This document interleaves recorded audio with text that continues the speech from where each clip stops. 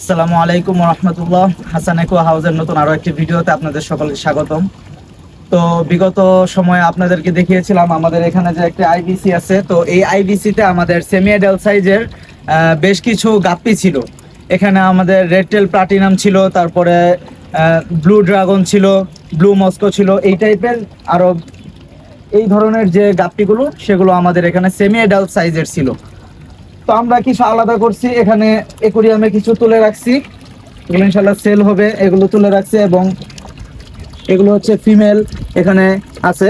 আর আমাদের আইবিসিতেও বেশ কিছু গাপ্পি আছে এবং আমরা কিছু মেল তুলেছি। এগুলো আমাদের যে বিগত সময়ে যে আপনাদেরকে আমরা একটা পদ্মের পন্ড দেখিয়েছিলাম, তো সেই পন্ডে আমরা এখন এগুলোকে ছেড়ে দিব। তো আমাদের সেই পদ্মের পন্ডটা হচ্ছে একদম রোদের ভিতরে, মানে খোলা আকাশের নিচে।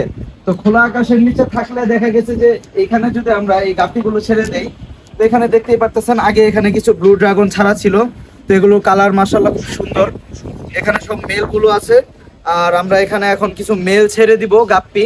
এগুলো ছাড়লে দেখা গেছে যে আপনার এখানে যে রোদের যে আলোটা পড়বে, রোদে আলহামদুলিল্লাহ ভালো এদের কালারটা খুব সুন্দর ফুটে ওঠে। তো এখানে আমরা এগুলোকে ছেড়ে দেব।